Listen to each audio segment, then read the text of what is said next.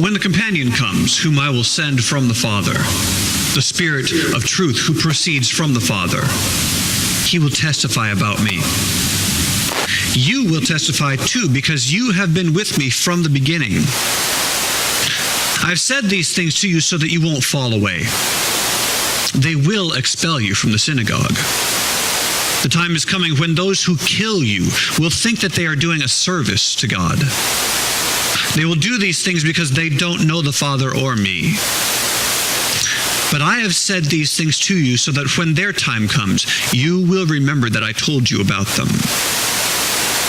I didn't say these things to you from the beginning because I was with you.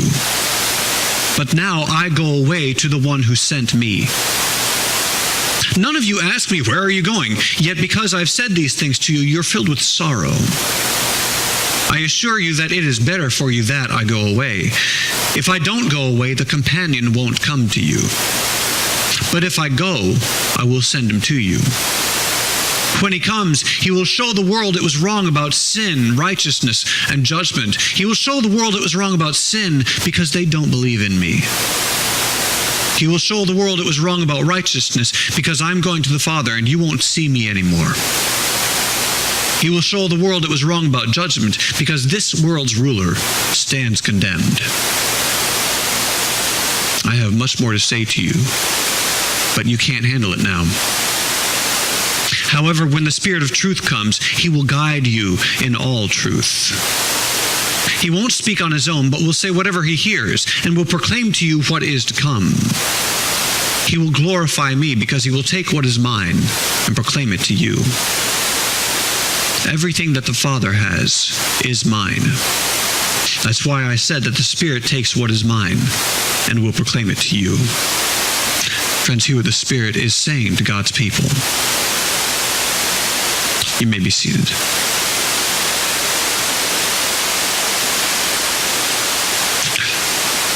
Let the words of my mouth and meditations of my heart be pleasing to you, Lord, my rock and my redeemer.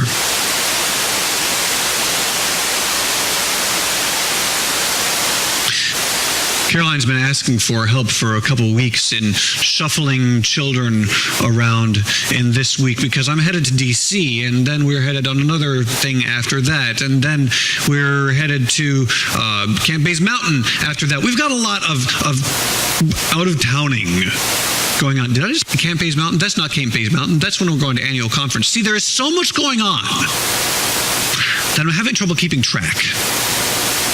And this tends to be true for me on a regular basis. Is that true for you all at all?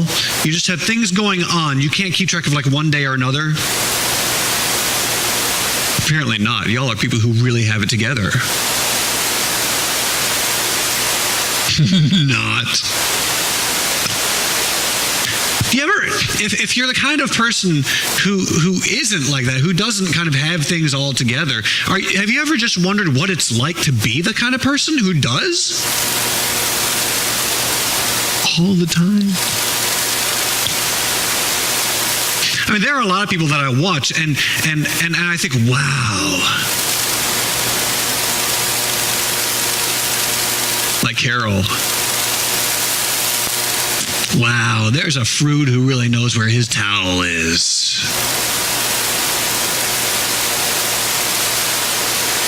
Some of y'all have heard that quote before, and I appreciate the giggles. It's from The Hitchhiker's Guide to the Galaxy, which is a story about a bunch of people who really don't have their act together. And they're blown around the galaxy by bizarre twists of fate. And it takes them some time to realize that they have no control over what's going on around them. There's actually a lot of literature and art and music from the past century that has reflected the idea of being out of control, being caught in chaos, being overwhelmed by the monstrosity of forces larger than we are. That art tends to take off around World War I and then go from there. A lot of it's pretty dark. The Hitchhiker's Guide at least learns to laugh at it. But that sense of being out of control is not an experience that's limited to just the past century. Look at the story we're celebrating today, Pentecost. The followers of the way, they haven't even learned to call themselves that yet, let alone call themselves a church or little Christs. They're all hanging out in some cloistered room in Jerusalem, all probably 120 of them. That's the last number that we hear before Luke starts saying they. They're all gathered in one room when suddenly a wind blows through the room. There it is again. Are the children doing it again? There's the wind going again. A wind blows through the room there, and they start jabbering away in languages that they don't even know. And people from all over the world and all over history suddenly start hearing the story of Jesus in a way that they can understand. And the Spirit takes control of all those disciples and spreads the gospel to all creation. There's the fire. Good job, you guys. But Peter, and I feel like our authors should start a lot more stories about Peter that way, but Peter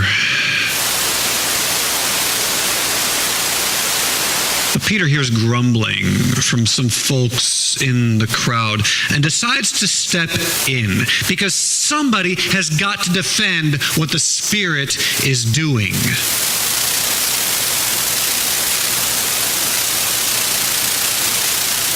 Does that strike you as strange?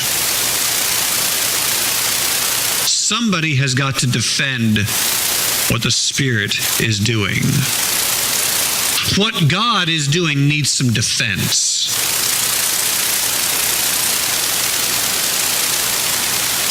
That seems a little off kilter to me. So Peter opens his mouth. Judeans and everyone living in Jerusalem, listen, know this. Listen carefully to my words.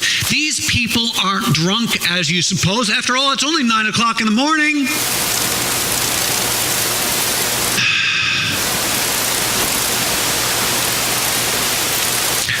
That is among the very worst sermon introductions you could possibly come up with.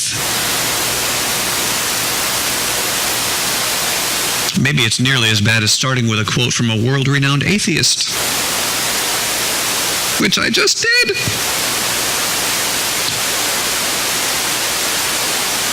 I'll say this again because it bears repeating. Peter is one of my very favorite characters in all of our scripture. He's a klutz and he's impetuous and gets way more wrong than he gets right. But the Spirit finds a way to work through him. I think it's less in spite of his clumsiness and more because of his impetuosity. And that gives me real hope.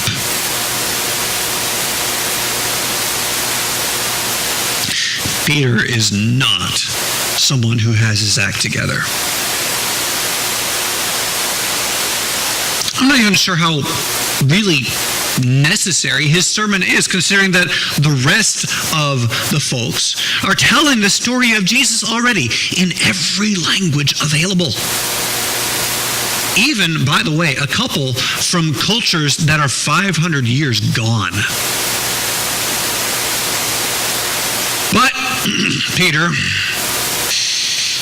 Peter's a fighter, a defender, an arguer. So he feels it's necessary to do the task of Christianity's apologists throughout our history. He defends the incomprehensible.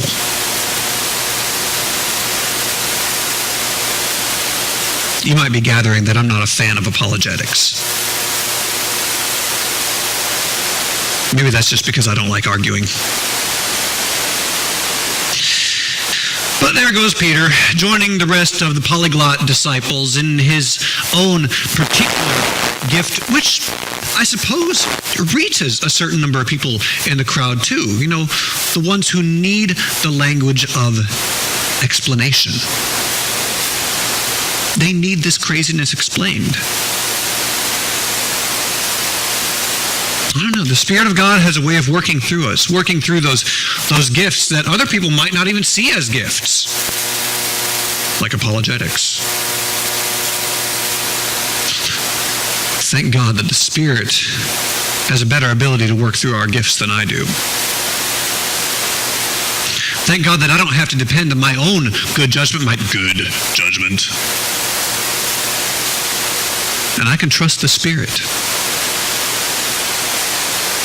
It's the Spirit, Jesus promises, who will guide you into all truth. Not, by the way, to suddenly lay it in your lap. Look, here's truth. But to guide you. It's a process.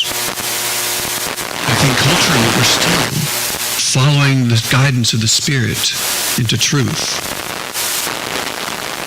He says that when the companion comes whom I will send from the Father, the Spirit of truth who proceeds from the Father, he will testify about me. And y'all, if the Spirit is willing to do the work of testifying about Jesus, maybe it would be good for us just to trust the pneuma, the Spirit, the breath of God, that wind of God hovering over the primordial waters of creation, intimately dwelling in and breathing life into even the most hidden parts of us. The Spirit's just waiting for us to pause from all our distraction, all of our busyness, to pause and listen. Because the Spirit's been dwelling in us since before we were even an idea,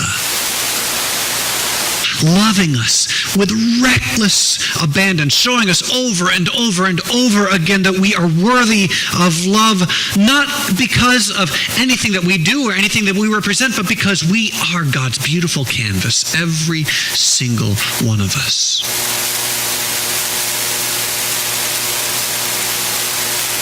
The Spirit's showing you that all those things that the world tells you about what being ugly, being stupid, being foolish, being any of those other grotesque names that we give each other are lies from the father of lies. And they will be burned like chaff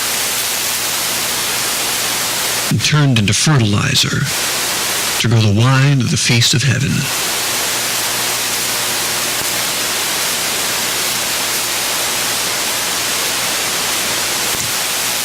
Jesus says when the Comforter comes, the Spirit's a feminine noun in Greek. I don't know why we keep using the masculine pronoun. When she comes, she will show the world what is wrong about sin, righteousness, and judgment. She will show the world what is wrong about sin because they don't believe in me. She will show the world it was wrong about righteousness because I'm going to the Father and you won't see me anymore. She will show the world it was wrong about judgment because this world's ruler stands condemned. If the world trusted Jesus, we wouldn't use ugly words for each other. We wouldn't exercise violence on each other. We would recognize from the one who teaches us that the only law we really need to follow is love. And that all our other rules, all our other laws are just the result of the immaturity of our faith. But the world is wrong. The world is still convinced by the liar. But the world is beginning to hear, beginning to recognize in our rare, quiet moments the quiet voice calling each of us by name. The whisper that's always been deep inside of us saying, I love you. You are perfect. You are mine. The Spirit is showing the world that each of us, no matter what harm we do to ourselves, no matter what harm we do to each other, each of us is beloved of God and worthy of the love of each other.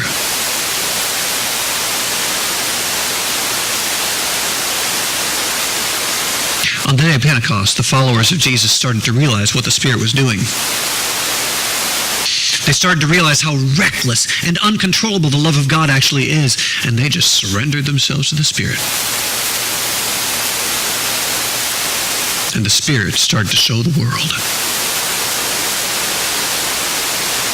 And the Spirit is still showing the world, blowing God's love into every corner of the cosmos, into every beautiful soul God calls beloved.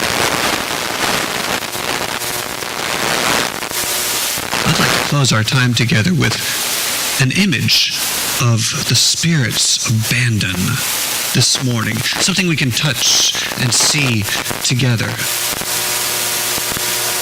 So I want to invite our folks who have balloons. I think there's a bunch behind me. There we go. And Erica says she needs her keys back. I have to remember that. How'd she hook them on here? And there's another bunch of balloons. Oh, 2 bunches of balloons. Fire.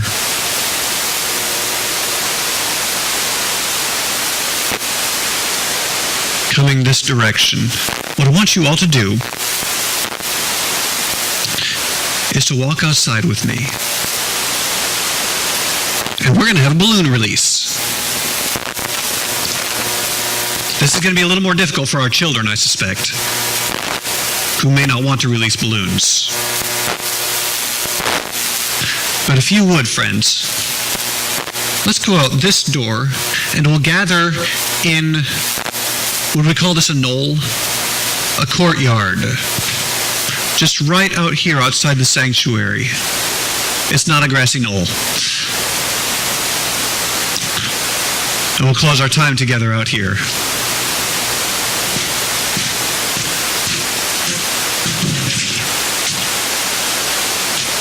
I don't guess we can hold these ajar, can we?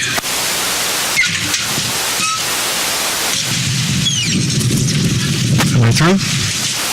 There we go. Becca, come here. Hold the door. Hello. There you go. All right. Start handing out balloons. I don't know. We'll see. You can have, how about that? How about yellow? No, actually, it's good. I'd have some trouble picking them out at this. Here, I will stand back here. Ooh, I'm being attacked by them now. This is fun. What? Can I save you a turquoise one? I don't know. Becca, I'm just kind of pulling them out. You do have a necklace now. All right. Right up. Grass and be.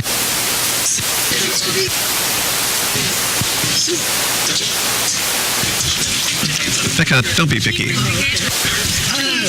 Ridiculous. You want a blue one? I don't know.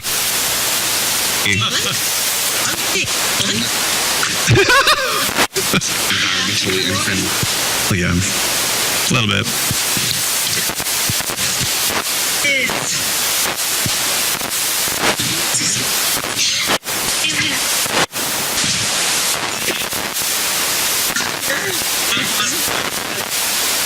Go stand. Why not? Here's a balloon.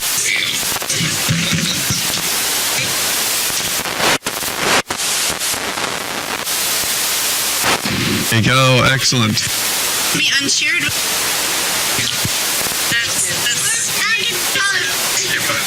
Are you going to hold that one too?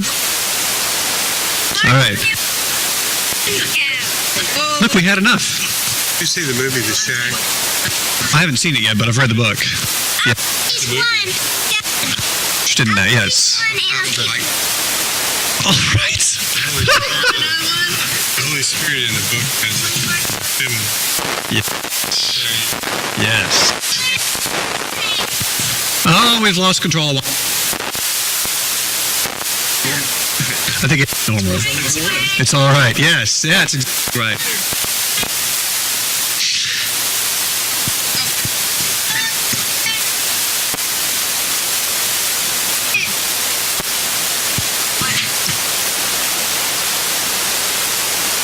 That's all right. Hold on, Barry. Your balloon. Brandon, do you want me to hold this? Sure, if you like. And I'll take. Sure. I'll go. Don't Let him fly.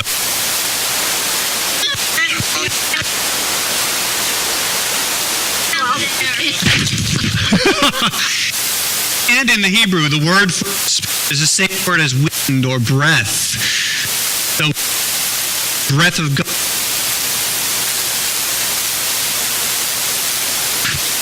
Right, that is exactly right.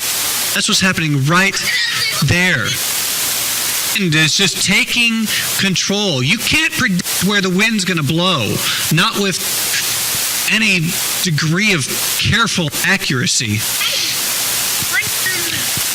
What I invite us to do is we're going to release all our balloons all at once. And they'll generally go in the same direction,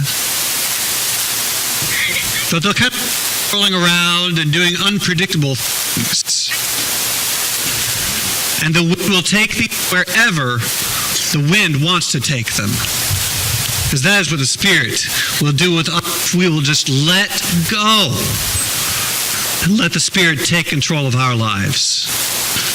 So are we ready? Oh, Joe doesn't have a balloon.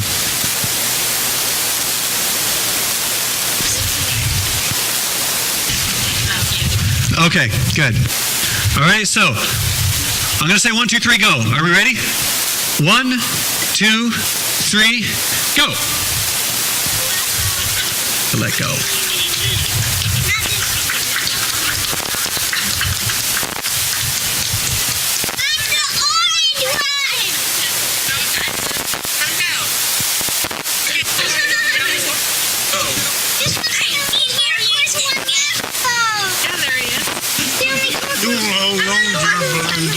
They do, yes. It's the only turquoise. The other one's upstairs now. Yeah.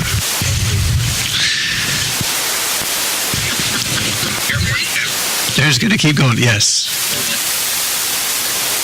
The marriage chapel. Hey, there goes another. There goes another. See how far they would go. That's pretty amazing. That is wild. I have your keys. This was a song this morning, which is in the... Didn't ask you to bring hymnals out here because you'd have your hands full of balloon.